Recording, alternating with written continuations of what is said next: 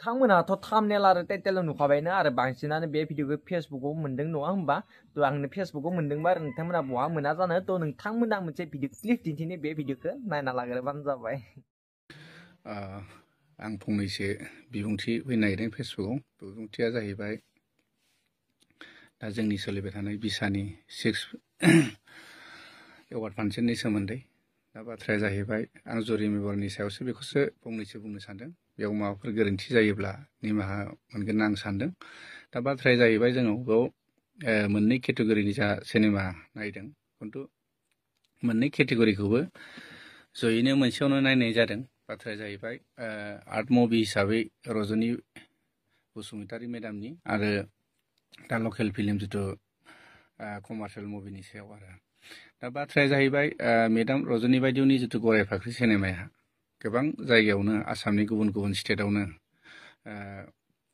गोबां केटेगरियावनो एवार्ड मोनबोनाय सिनेमा।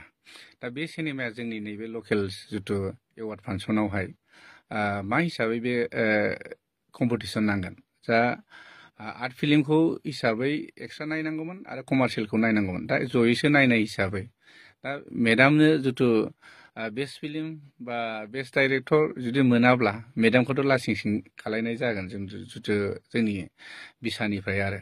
दा आं बेखौ बुंनो सानाखै, खिन्थु नंगौ पार्टिसिपेट हिसाबै रजनी मेडामाबो खालायनो हायो, खिन्थु आर्ट मुभि हिसाबै बेखौ बेलेग एक्सट्रा केटेगरि नायनांगौमोन आरो कमार्शियेल हिसाबै माखासे जोंनि लकेल सिनेमाफोरखौ नायनांगौमोन।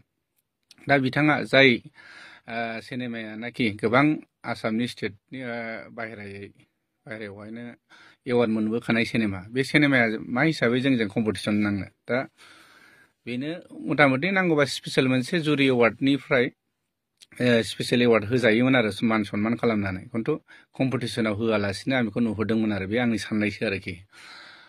बे मोनसे थांबाय। दा बाथ्राया जाहैबाय दा आंनि सिनेमा थैसाम 2खौ लानानै आं बुंनो सानदों। दा जायनाखि जोंनि सिनेमायाहाय बे बोसोराव आं नुनायाव आरो बांसिन कालेक्सन जानाय हिसाबै आंनि बाजेटआ 60 लाखसनि बाजेटमोन।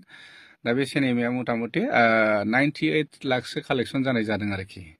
दा बे सिनेमायावहाय जिथुनाखि आं बेलेग केटेगरि, आं बेस्ट एक्टर बेस्ट डाइरेक्टर आं बे बेस्ट सिनेमा बेफोरखौ बुंनो थाङा, खिन्थु एक्सन हिसाबै नमिनि हिसाबैबाबो फैनांगौमोन।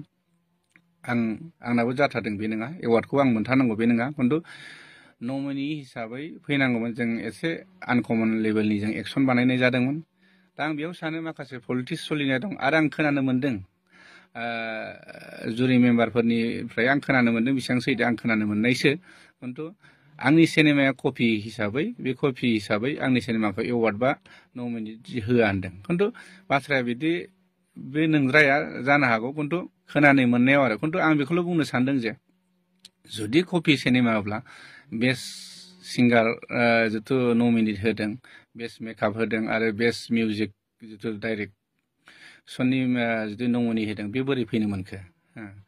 दा बाथ्राया आं खोनानो मोन्दों जयन्त नार्जारि बिथांखौ आं डाइरेक्ट बुंखायो। जेथियानाखि आंनि मुभिया रिलिज जादोंमोन अब्ला सानसोराङा गावनि फेसबुक पेजाव मोनसे पस्ट होदोंमोन। बेयावनो आंनि सिनेमाखौ बियो इनसाल्ट खालायखादों आरो जयन्त नार्जारियाबो। अब्ला बिथाङा दिनै प्रेजेन्ट एक्टिभ जुदि आर्टिस्ट मानसिया मा हिसाबै जुरि मेम्बाराव थानो मोनखो? दा गावनिनो मोननै मोनथाम सिनेमा दं जिथु बे एक्टिभ हिसाबै बे बोसोरनि बा थांनाय बोसोरनि सिनेमायाव। दा बे सिनेमायावबो थानाय हिसाबै एक्टिभ माने जिथु प्रेजेन्ट जिथु आर्टिस्ट हिसाबै बिथाङा जुरि बर्डआव थानो मोनामोन आंनि नुनायाव आरो। मालाया मा सानो, खिन्थु आं बेखौ मोजां मोनाखै। जेब्लानाखि आं बेखौनो आंनो बेनो लास्ट आं माने बड' सिनि आर्टिस्ट एस'सियेसननि आं एवार्ड फांसनाव आंनि मुभिखौ आंनो बेनो लास्ट आरो। नेक्स्ट बाराव आंनि सिनेमा जेसेबां ओंखारदोंबाबो आं हरा आरोखि। बे आंनि जिथुनाखि जयन्त नार्जारिया बे जुरि मेम्बाराव थागोन अब्लासिम आं हरा। आंजों मा पार्सनेल दुस्मन दं गैया, आंहा बेखौ जेबो गैया। आं बेजों पार्सनेल जेबो दुस्मन गैया।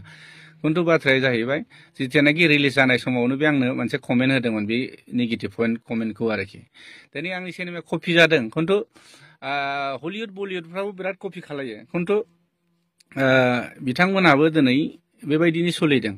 जानो हागौ आंनि स्ट'रि बायदिसिनाफ्रा कपि जानो हागौ, खिन्थु एक्टिं बायदिसिनाथ' कपि नङा, एक्सनाथ' कपि नङाना। दिनै रायजोफ्रा हाजार हाजार रायजोफ्रानो आंनि सिनेमाखौ नायदों।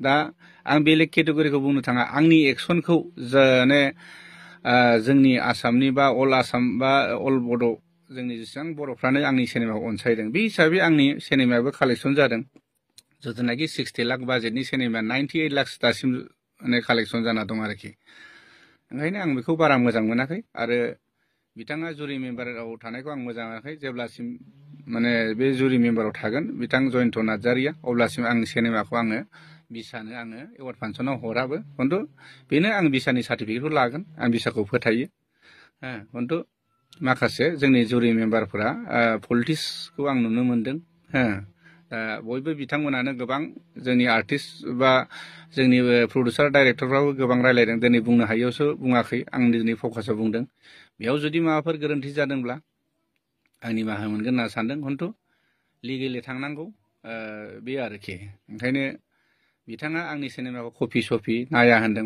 होनदोंब्ला जेबो नङामोन एलाव होनाङोमोन आंनिफ्राय फैसाबो लानाङामोन एवार्ड फांसननि नामाव जोङो जिथुनाखि सार्टिफिकेटनि नामाव जोङो 3000 करि हिसाबै हरो हिसाबै मानो होनब्ला गोनांथि जायोब्लाथ' जोङो बिसानि जों सार्टिफिकेटखौ लानो गोनां गैखायामोन मानो होनब्ला जों बिसानि सार्टिफिकेटखौ लानानै आङो दिनै सिनेमा हलावबो सोलिनो हाखाया अब्लाबो जोंहा मोनसे जोंनि फिल्म इन्डास्ट्रियावहाय लकेल हिसाबै बिसानि जोंहा नेमखान्थि लानाय हिसाबै जोङो